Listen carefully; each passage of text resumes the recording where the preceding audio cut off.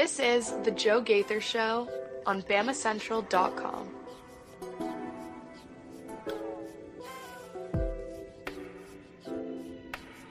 Good morning, Tuscaloosa. Afternoon, evening, whenever you're listening or watching the Joe Gaither Show on Bama Central and BamaCentral.com. Of course, I am Joe Gaither. You are the listener, the viewer, watching us on YouTube, Facebook, or Twitter at Joe Gaither6 or on the Bama Central YouTube channel. We appreciate everybody who has checked us out on those platforms. Or you might be listening to us on Spotify, Apple Podcasts, or on Amazon. Subscribe, rate, and review the show on those platforms.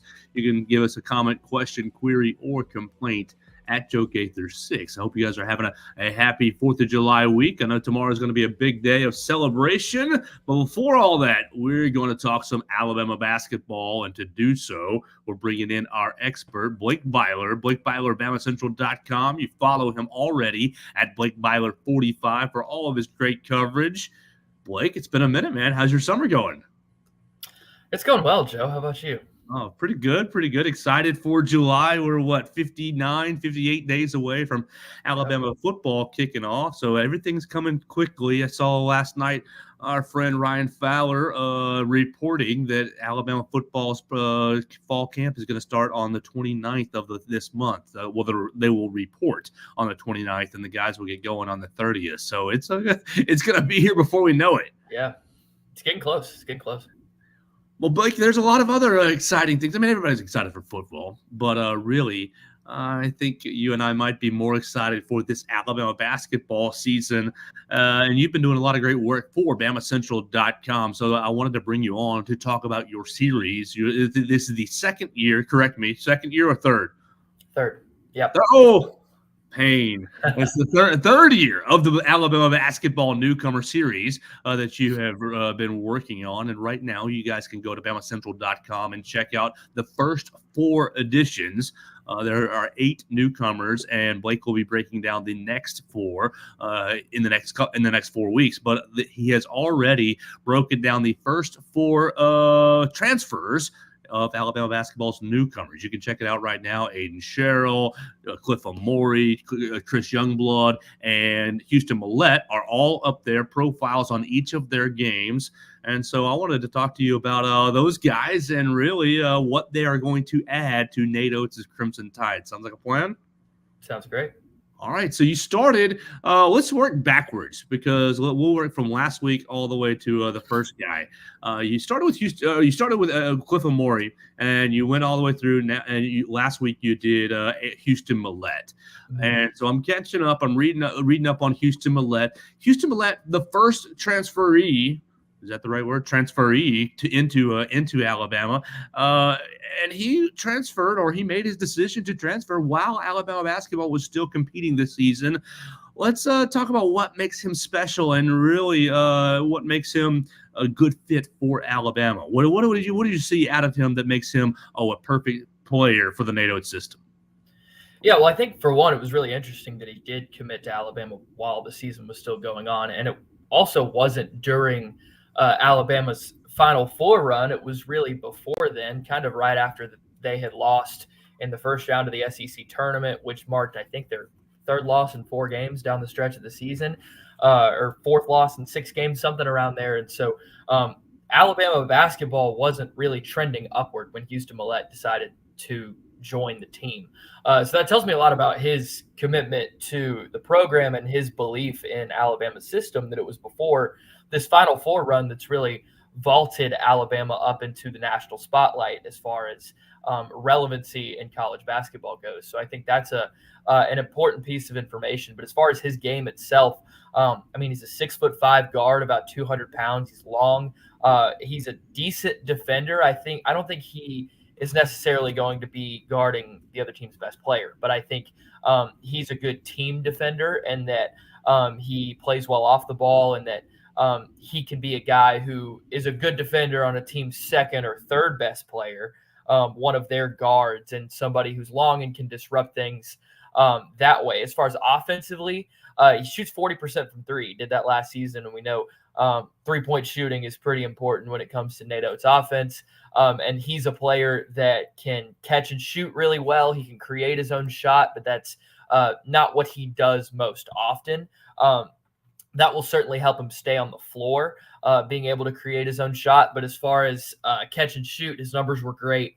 And he's just a player who can kind of fill in the come off the bench 3-and-D type role that really is valuable to anybody, but especially in Nate Oates' system, wherever he prides himself on having guys that can play defense on top of guys that can shoot the three.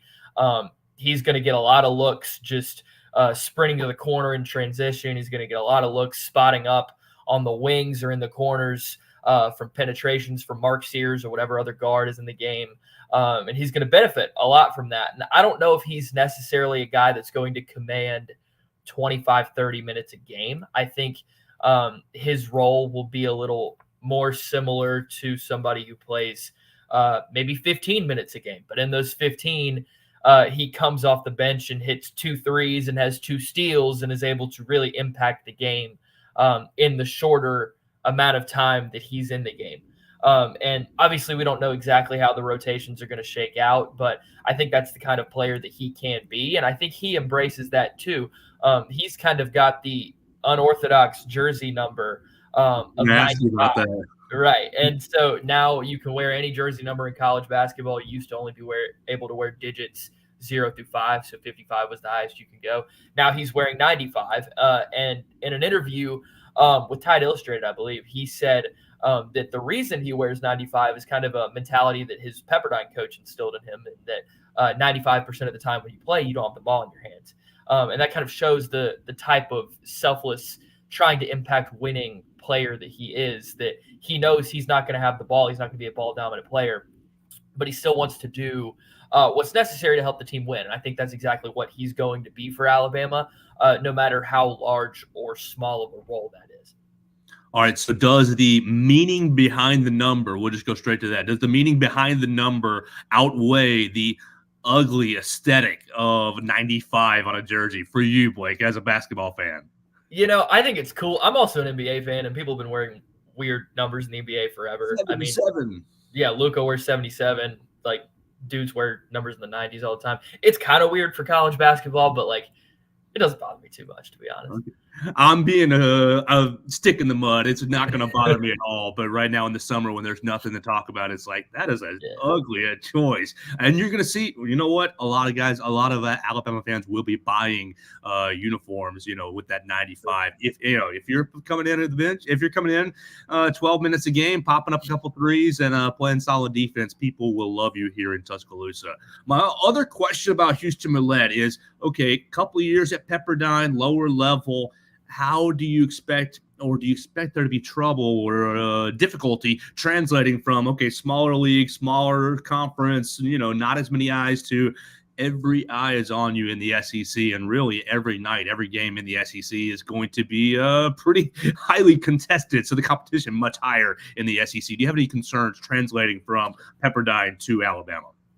I think it'll definitely be a learning curve because he has spent 3 years at Pepperdine and he's played decent teams over there because that's the league Gonzaga's in. But that's not every night. Usually they're playing like Portland or somebody like that. So I definitely think there will be a learning curve that comes with that. But I also think he's not going to be asked to handle a large percentage of the load when it comes to scoring or defending. Like, he's going to have a chance to learn and adapt kind of as the season goes on, because he's not going to be given those kind of major responsibilities. Like, I think about last year how it kind of took Grant Nelson a little while to get adapted to the physicality of the SEC, but Nelson was handed a much larger portion of responsibilities offensively and defensively. So I don't think it's going to be too much of a problem for the team if he does have a learning curve. I think that with his likely role, that there's going to be breathing room and time for that level of adaptation to come. Perfect. Well, let's keep it tight and we'll move on to the next transfer. We'll keep working backwards. 2 weeks ago, you wrote about maybe the most talked about transfer, Aiden Holloway. Transfers across the state from Auburn to Alabama. And, every time his name gets dropped on social media, oh my gosh, it's just left and right. The Iron Bowl of basketball goes back and forth. what's our expectation for Aiden Holloway? And really, with that, I'm going to put a second question on the back end. What's the biggest misconception about Aiden Holloway and his game? Because I think there's a lot of, oh, he isn't this, he is that. You tell us, what's the biggest misconception about Aiden Holloway's game? Those are two good questions. I'll start with the expectations. I really don't think there should be any. Like, I think this is a player where you go in and it's almost like a house money type ad, especially with bringing back Mark Sears. So knowing that you have Sears as the starting point guard and that he's going to play 30 minutes a game, maybe 35, because Oates is psychotic and he just likes to play his best players that much. You don't need Holloway to be a starting point guard caliber player. Now, I think he can be that, is the thing. Obviously, former McDonald's All-American, really talented high school player, and then he goes to Auburn and he struggles. He was the starter for probably 80% of this season. They started Trey Donaldson a couple of games there, but he struggled. He didn't shoot well from the floor at all. He didn't shoot well from three at all. He was about 30% from the floor, which is atrocious. And then he was about 28% from three. But you saw in a bunch of different games that the talent was there. And you could see games, for example, the season opener against Baylor. I remember he had a really good game against Georgia in SEC play, where you're like, okay, this is why he was a 5-star recruit. This is why he was a McDonald's All-American.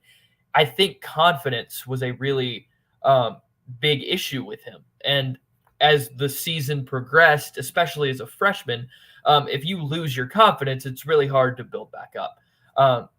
And so I think that's why he has opted for a change of scenery. I think in high school, he was a really, really, really good three-point shooter. Honestly, this is probably the biggest misconception, is that he's a bad three-point shooter, because all of the numbers that we have to go off of in college say that he's not very good. I mean, 28% is not great. But what a lot of people don't know is, coming out of high school, he was one of the most prolific shooters in the entire 2023 class. He had some of the best percentages in high school. He had some of the best percentages in EYBL and all things of that nature. So I think what he needs is a lot of, really, I thought his problem shooting was shot selection. And a lot of his shots were coming off the dribble, movement coming off screens, but a lot of off-balance looks. I was even in Spokane, where Alabama played their first two NCAA tournament games. And at the same time, Auburn was playing against Yale. They happened to get put in the same region. And so for the second half of the Auburn-Yale game, I ended up sitting next to some San Diego State scouts, because they had beaten UAB and they were scouting for the winner of Auburn and Yale. And Holloway took a couple of bad shots, and one of them turned to me and they were like, this kid takes terrible shots like that. Like, even opposing team scouts kind of knew that about his tendencies in Auburn's offense. But I think he's a point guard, but I think he's going to be able to play off the ball a little bit at Alabama. And I think one thing that he's going to get a lot of is a lot of catch and shoot looks, because even though Mark Sears is the point guard and he's dominant, he gets a lot of catch and shoot looks from guys driving and kicking. And I think for a shooter who's trying to regain their confidence, getting a lot of open catch and shoot looks out of defenses that collapse is going to be huge. And I think that's going to help him kind of reinvent his confidence in his game. And I think that's going to be huge for him. And he's just one of those guys where if he pops and if he ends up being really good, that's just another added weapon for Alabama on this team. And if it doesn't work out, there's really no harm done, because you still have an All-American and maybe the best player in the country in Mark Sears running the show at point guard. One thing that's very pivotal, or one of the main concepts in Alabama's offense, is the drive, is the dribble drive, and then you got to kick it out. So let's talk about Aiden Holloway's ability to get to the rim and finishing at the rim, and then really how, you've seen it a lot over the last couple of weeks when you've seen these snippets of practice clips, and we're only getting snippets, but every single time seems to include a dribble drive with a lob to a finisher. We'll talk about Cliff Amore in a minute, but Aiden Holloway's ability to, I'm going to get into the lane, I'm going to get into the paint, and either I'm going to finish at the rim or I'm going to have a successful pass off to a big man who's going to make an easy finish. How do you feel like even with the struggles that he had at Auburn, that he'll be able to, implement that or continue to really use that in his game. He's got a quick first step, which is going to be huge for him being able to get by defenders. He's got a nice handle. I think he's a really talented passer, and I think that's what we've seen a lot in a lot of these, practice clips and highlights.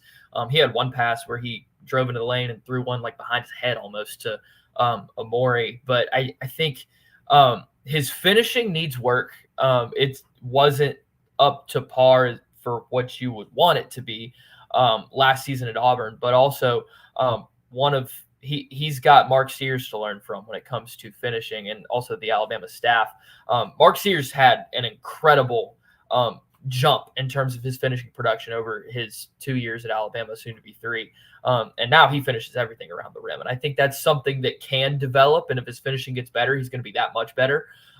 But he's able to make really good passes. And I think that's important because he's going to be able to hit Amori or Sherelle or whoever for a dump off, where he's going to be able to kick it out. That's going to be an important part of his game, because if he can't make the right passes and he can't finish, it's going to be harder to keep him on the floor. Because that is such an important part of the Alabama offense, especially if he's running point guard when Mark Sears is out of the game or anything like that. But that is a really important part and something that I think he can improve at, but he's going to need to in order to get more playing time. We're talking to Blake Byler, BamaCentral's basketball expert. You're following him at Blake Byler 45, and we're having him on the Joe Gaither Show to talk about his Alabama basketball newcomer series. He's halfway through the newcomer series. You can read it at BamaCentral.com. Profiles on all 4 transferees. He will spend the next month profiling the freshmen, and we'll get to that in a little bit. But let's continue on the transferees. Chris Youngblood, a Tuscaloosa native, moves out of Tuscaloosa before really high school basketball, but you pull him in from I always get it confused. USF, not UCF. And you pull him in from USF, and really, I have seen you very, very highly on Chris Youngblood. A lot of people are putting their hypothetical starting 5 lineups out there, and many people are not including Chris Youngblood, but I've seen you pretty routinely think, okay, this guy's going to be this guy's going to be a starter, whether he's starting every single game or most of the games, he's going to be considered a starter. What's Alabama getting in Chris Youngblood?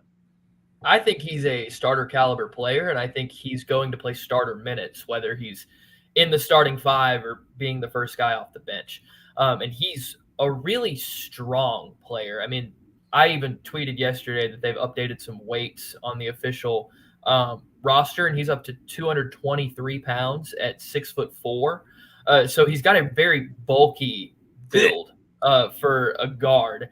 He's a really good shooter. He shot 40% for 3 straight seasons, dating back to his sophomore year at Kennesaw State. He played 3 years at Kennesaw State. Then his coach left, went to USF, and he followed his coach to USF. So last 3 seasons, he shot 40% from 3.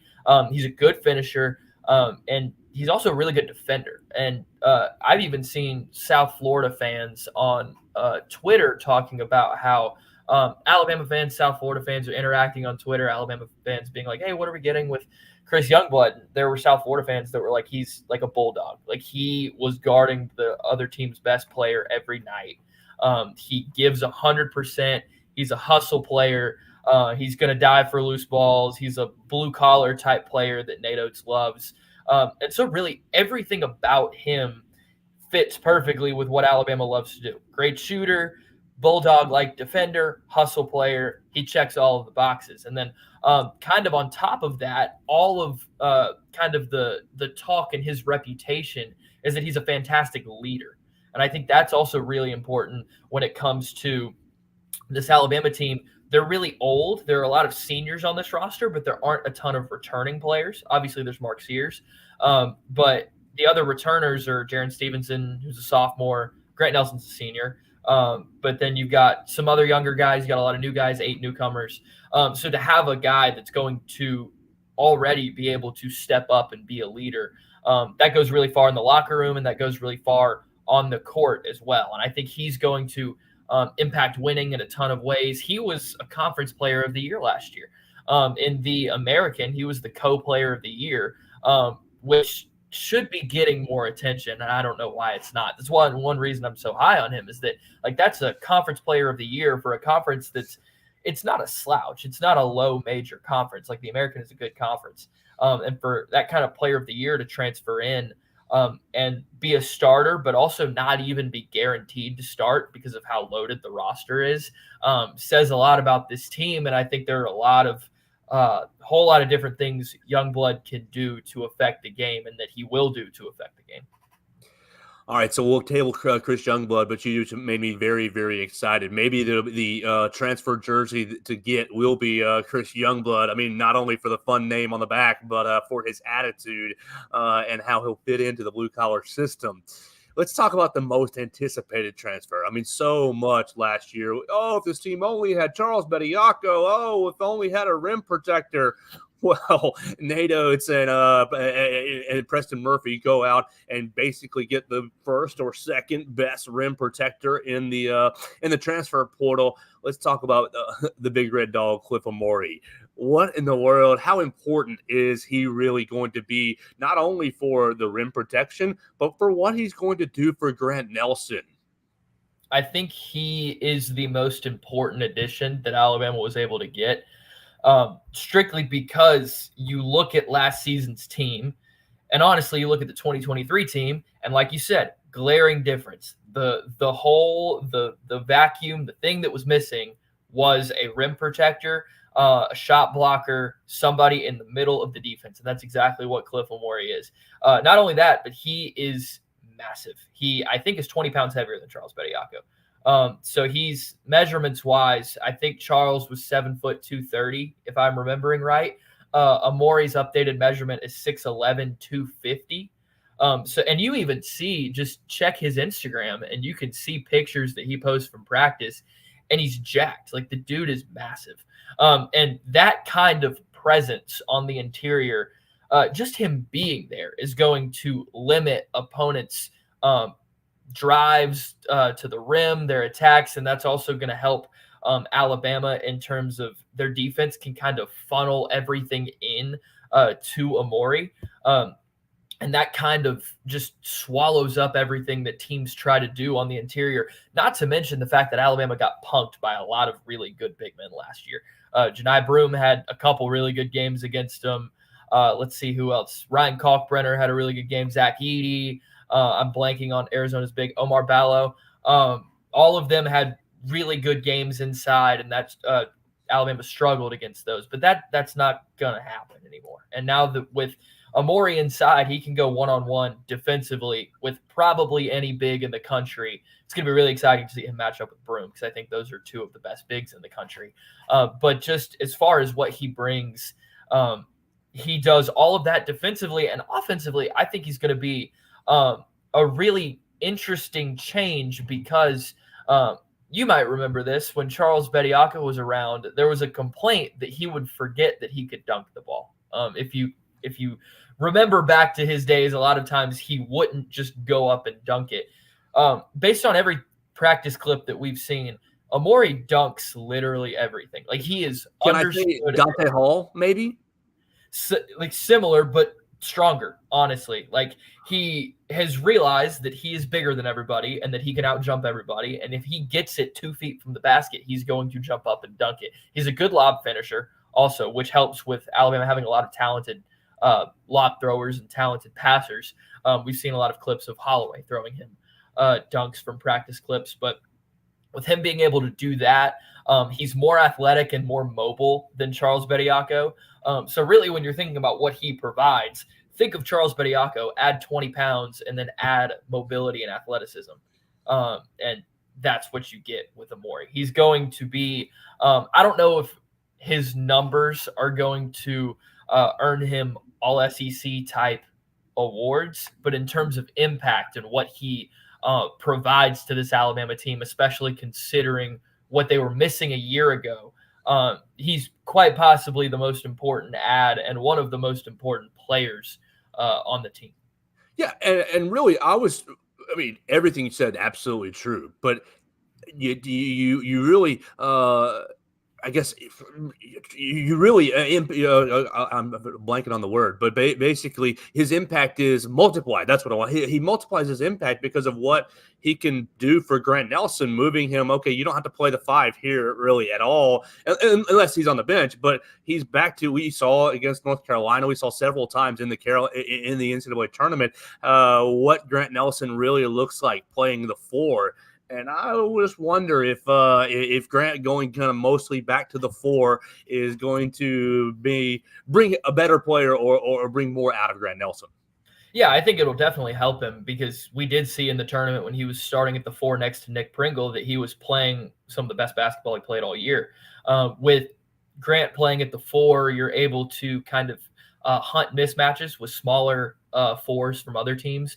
And I think Grant Nelson's 6'11", 230. Like, he's not a small guy. So your front court is 2 6'11" players. One of them's 250, one of them's 230. That's a lot of those are 2 very large people down low as your 2 bigs. And then also lets Nelson play out on the wing with Amori on the inside if you do kind of a 4-out offense. And we know Nelson can drive. We know he can get downhill. We know he can go from kind of from the wing, drive in towards the paint and post up and do that with smaller defenders. We saw him mismatch hunting like that against North Carolina a whole lot. I think that'll improve Nelson's 3-point shot because there will be a little more gravity on the inside with Amori. And I just think that's going to free him up a lot. Also defensively, because Nelson, quite frankly, isn't strong enough to deal with a lot of the 5s that he was having to guard a year ago. And so now those duties can be handed off to Amori, and now you have Nelson who can guard 4s on the inside. And it just frees up so much for his game. And I think that's going to be huge for him, especially having a year of adjustment already under his belt to high major basketball. So that's going to make him better. It makes Alabama's defense better. So I agree. It multiplies the impact that he can have considering where he can play and what that does for other players on Alabama's offense.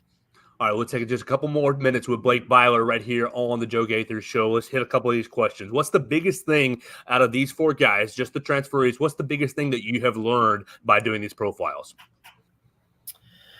You know, that's a good question. I think it's really interesting to see truly what kind of impact these guys were having early in their careers, because a lot of these guys are transfers. But you see their stats from a year ago, and you're like, okay, that's cool. They were productive a year ago. Naturally, you would expect that. But to go back kind of years in the past and see, I thought it was interesting to know that both Houston Millett and Chris Youngblood were double-digit scorers as freshmen. And to see the kind of production that these guys have had, they've both been 12-plus point-per-game scorers every year of their career. And that's probably not going to be the case for both of them, potentially either of them this year with how loaded the roster is. But these are guys who have been incredibly productive at their previous spots. They're all coming together on this team and are willing to take smaller roles. I think that's the other thing is that a lot of these guys, they know what they're getting into. There's a lot of talk about, there's only one ball. There's so many guys that aren't going to be able to share the ball or have the right attitude or whatever. But all of these guys kind of knew what they were getting into, and they knew the possibility of all of these guys being back. And so whenever they all show up and they're all ready to play, like, we know these guys have been productive in the past, but they're kind of setting that aside for the good of coming to a major program and trying to win championships at multiple levels. And so I think that's one major thing I learned is how productive these guys have kind of been throughout their whole career. And it wasn't just they kind of blew up and came onto the scene this past year. This has been a slow progression of these guys being really talented and really productive basketball players. All right, and of these 4 basketball players, the transferees, who would you tab as the most underrated addition to this roster? Yeah, I touched on it a little bit, but I think it's Chris Youngblood still. And I just think that's because he's not getting all of the attention because he's not as flashy as Amori in terms of like a splash ad. And then Holloway obviously got all of the attention for going from Auburn to Alabama and being a former 5-star and whatever. But I think the 5th year conference player of the year that, like I touched on earlier, can do everything that he can do from defending to shooting. All of that is going to make him a really important player, not to mention his leadership, like I touched on earlier. So I think he's the most important and definitely the most underrated ad as far as these 4 transfers go. I think that's definitely Chris Youngblood. All right. Abby wanted to get involved in the conversation. Planes flying overhead over here in Northport. Let's talk about the next 4 weeks. The next 4 weeks, you're going to be looking at the freshmen. And I know you put out a poll at Blake Byler 45, kind of which guy you wanted to see first.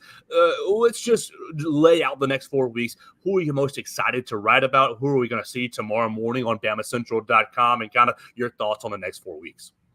Yeah, so tomorrow is going to be Darion Reed, who was the highest rated player in the class. And he is this might surprise some people, but he's the 2nd highest ranked recruit of all time in terms of since 24/7 has started tracking it. And so on there, since probably around 2000, when they really started tracking recruits and giving them ratings and everything like that, and saving their database and everything, he ranks right behind Colin Sexton and right in front of Brandon Miller.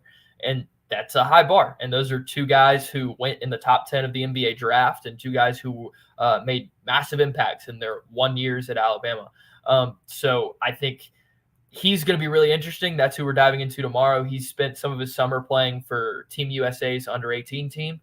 So I've got some film from that we've looked at and kind of seeing his impact. And then remind me what was your other question? Really just kind of what you're excited about with these 4 freshmen. Oh, yeah. I'm really excited. One of the freshmen I'm really excited to look at is Aiden Sherrill, just because I think he has a really unique skill set as far as a 6'10", 6'11" big man who can shoot 3.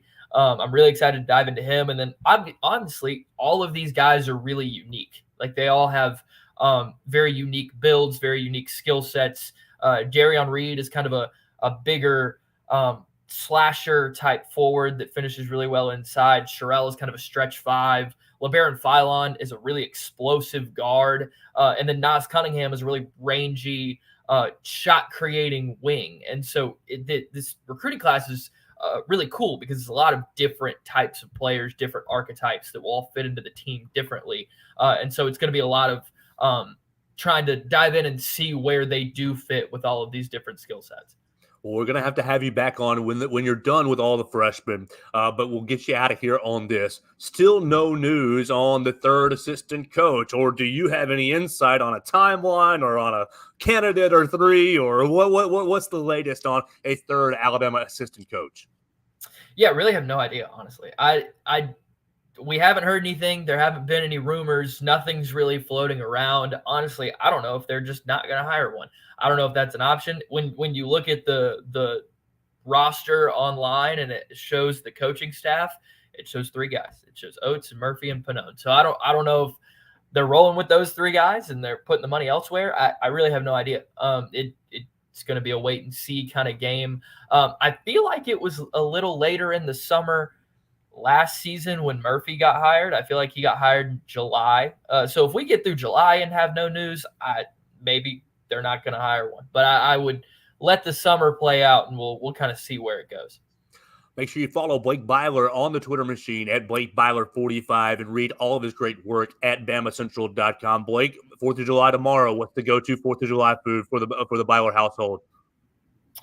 Probably burgers. We like to grill a lot of burgers. It's going to be fun. Always good to enjoy the day outside, enjoy the sun, grill some food. It'll be fun. Thanks so much for your time. Enjoy your burgers and enjoy the day. We appreciate your time, Blake. All right. Thanks, Joe. Yes, sir. That's Blake Byler joining us, and I went a little bit over his time, so I appreciate him giving me his time right here on the Joe Gaither Show. Always got to catch up and keep the basketball excitement very, very high. I know football is 59 days away, but goodness gracious, basketball is coming around the corner, and I cannot wait for this basketball season. We appreciate everybody who's watched us today on YouTube, Facebook, and Twitter. You watched us at Joe Gaither 6 on your favorite social media machine, or you watched us on the Bama Central YouTube YouTube channel. So we appreciate everybody who's subscribing to the Bama Central YouTube channel. We will get out to SEC Media Days in about 2 weeks in Dallas. So there's going to be a lot of other visual things instead of my face on the Bama Central YouTube channel, and that will be very good for that channel. You can always listen to us on Spotify, Apple Podcasts, and Amazon, and we will be back. We will be back. I know it's 4th of July, but I will have a short little 30-minute episode or so tomorrow morning talking, I don't know what. We'll figure it out over the next 24 hours, but we'll be back tomorrow for another edition of the Joe Gaither Show right here on Bama Central and BamaCentral.com.